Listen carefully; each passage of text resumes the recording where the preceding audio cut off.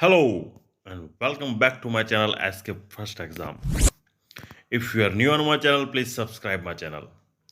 If you want to download the PDF file of this video, please click the link given in the description box and you will automatically get the PDF file. Let's start today's video. First question. Nagpur झंडा સત્યાગ્રહ. નાગપુર ઝંડા સત્યાગ્રહ કયા વર્ષમાં થયો હતો? નાગપુર ઝંડા સત્યાગ્રહ 1920, 1915, 1923, 1921. Right answer is 1923માં થયો હતો. Next question. કયા શહેરના જિલ્લા મેજિસ્ટ્રેટે મ્યુનિસિપાલિટીના ટાઉન હોલ પર રાષ્ટ્રધ્વજ ફરકાવવાનો હુકમ રદ કરી કલમ 144 લગાડી? Nagpur, Jabalpur, Jodhpur, Nehpur. Right answer is Jabalpur. જબલપુરના મ્યુનિસિપાલિટીના રદ કરી. Next question. 18મી માર્ચ 1923ના રોજ કોની આગેવાનીમાં રાષ્ટ્રધ્વજ સાથે મોટું સરઘસ કાઢવામાં આવ્યું?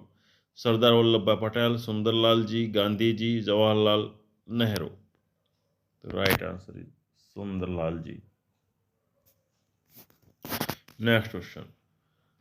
13 એપ્રિલ 1923ના રોજ કયા શહેરમાં ઝંડા સાથે સરઘસ નીકળ્યું જેમાં પોલીસ સુપ્રિન્ટેન્ડન્ટ દ્વારા ઝંડા વડે જ સત્યાગ્રહીઓને માર મારી ગટરમાં નાખી દેવામાં આવ્યા? Jabalpur, Nagpur, Thane, Pune. Right answer is Nagpur.